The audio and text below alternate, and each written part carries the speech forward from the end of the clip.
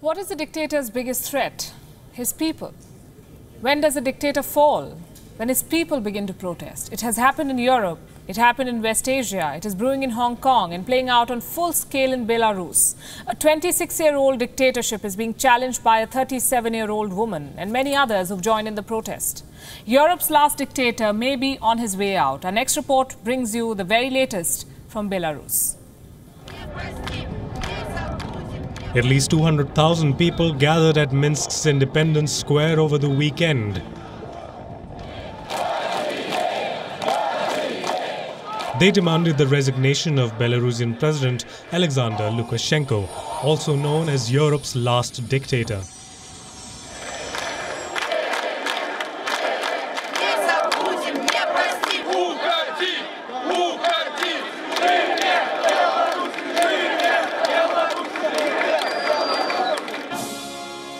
Lukashenko is 65 years old. He has spent 26 years as the president of Belarus, but the old man's thirst for power is unquenched. When a 37-year-old Svetlana Tikhonovskaya challenged him in the August 9th polls, Lukashenko forged the results and triggered a revolution.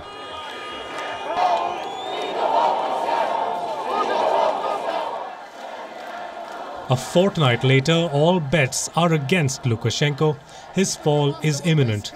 The dictator lives in denial, publicly denouncing the protesters as rats and secretly fearing them. On Sunday, Lukashenko flew over a sea of protesters wearing a bulletproof jacket. He landed in the presidential palace, brandishing a rifle.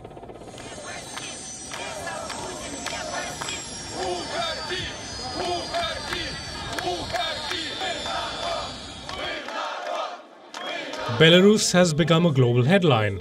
On Sunday, 50,000 Lithuanians formed a human chain in support of Belarus's people.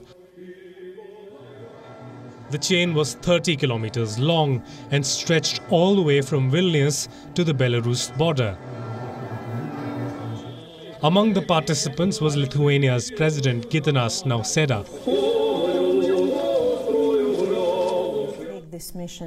Speaking from Vilnius, exile leader Tikhonovskaya said Lukashenko's fall was only a matter of time. Belarusian people has changed during this year, and even if he does, Belarusian people will not be able to accept him as new president. You know, they will not allow to treat them as they did before, and now our people are absolutely different, and I'm sure that sooner or later he will have to leave. The 37-year-old has baffled political pundits by challenging a 26-year-old dictatorship. 1 year ago, Tikhonovskaya was just another Belarusian housewife. Today, she sees herself as a symbol of change. The Kremlin says she is more interested in creating disunity in Belarus. What's more, Russia believes the presidential polls were fair.